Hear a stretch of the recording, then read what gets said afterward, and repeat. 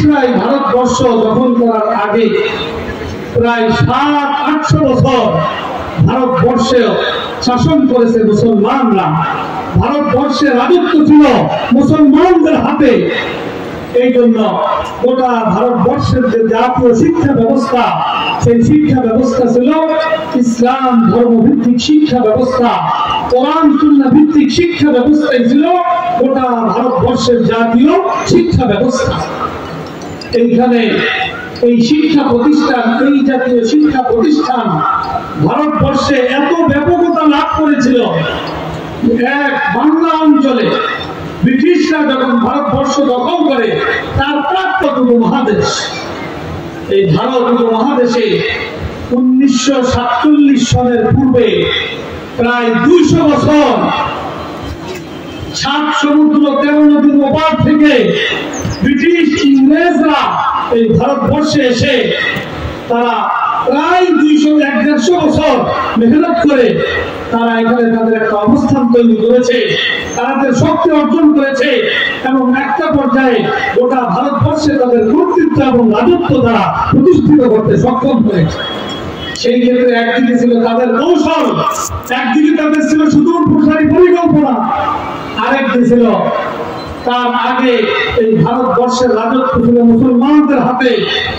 মুসলমানদের রাজা বাদশা তাদের আইসি জীবন যাপন, তাদের গাফলাতের ঘুমে বিবর ঘুম, এই দুই কারণে আমরা ভারতবর্ষ মুসলমানদের হাত থেকে আমরা রাজত্ব হারাই এবং ইংরেজ ব্রিটিশরা এই ভারতে তাদের কর্তৃত্ব এবং রাজত্ব প্রতিষ্ঠিত করে।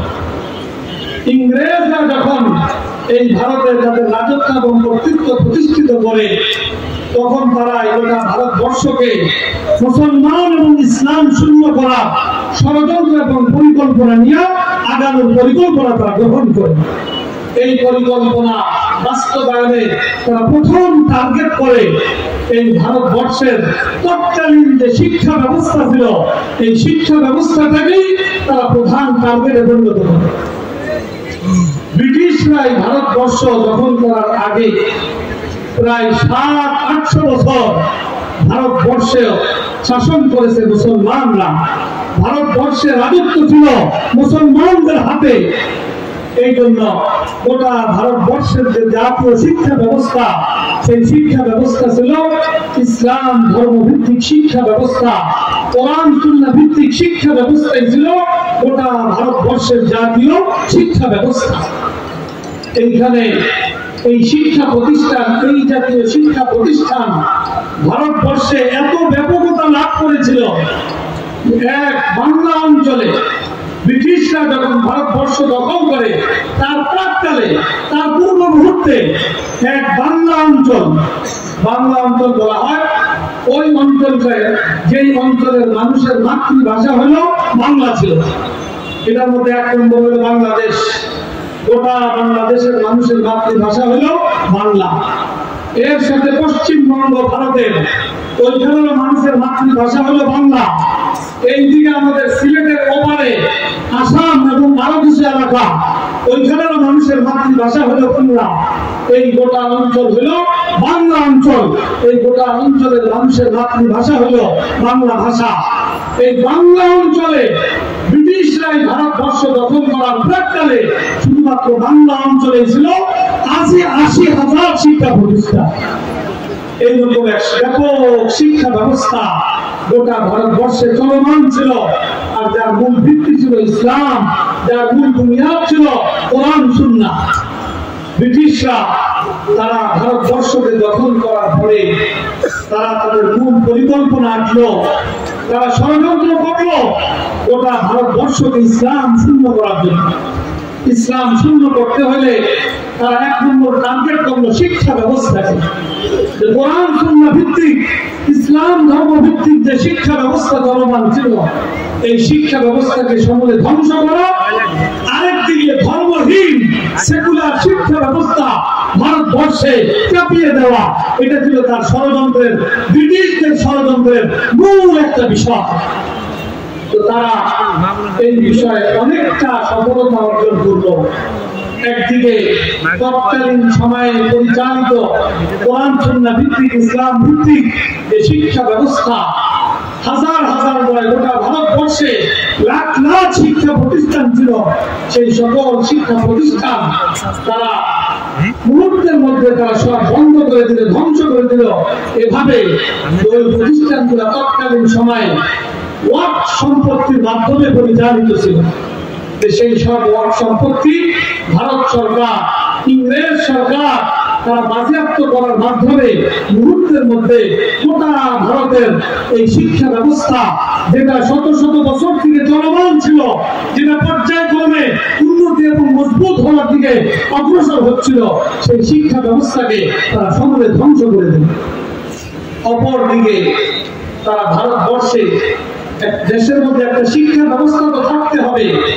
ইংরেজরা এই দেশে যেন মানুষ ধর্মীয় চেতনায় উদ্বুদ্ধ হতে না পারে, তাদের মধ্যে যেন ধর্মীয় শিক্ষা না থাকে, ধর্মহীন একটা মানসিকতা যেন তাদের মধ্যে গড়ে ওঠে, ধর্ম বিদ্বেষী মনোভাব তাদের মধ্যে যেন তৈরি হয়, এই জন্য তারা এক নতুন শিক্ষা ব্যবস্থা এই ভারতবর্ষে চাপিয়ে দেওয়ার পরিকল্পনা করলো এবং পরিকল্পনা মাফিক এক শিক্ষা ব্যবস্থা ভারতবর্ষে তারা চালু করলো।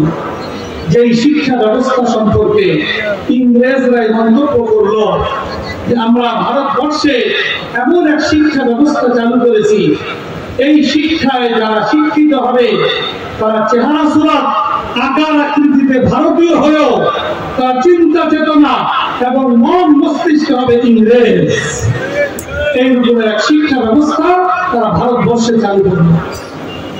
একদিকে কোরআন সুন্নাহ ভিত্তিক শিক্ষা ব্যবস্থা ধ্বংস করলো, যেটা উপরে নির্ভর করে ইসলাম টিকে থাকা।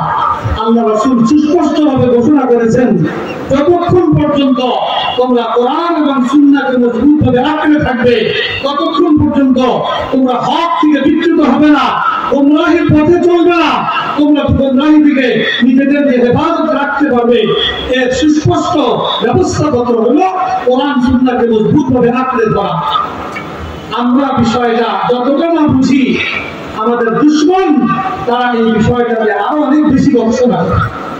তাদের গবেষণা কইলেই তারা স্থির করেছে যে ভারতবর্ষকে যদি মুসলিম শূন্য করতে হয়, ইসলামী চেতনা শূন্য করতে হয়, ইমানি জজবা শূন্য করতে হয়, ইমানি মুক্ত করতে হয়, তাইলে এখান থেকে কোরআন সুন্নাহ ভিত্তিক ইসলাম ধর্ম ভিত্তিক শিক্ষা ব্যবস্থাকে গোটা ভারতবর্ষ থেকে সমূলে ধ্বংস করতে হবে।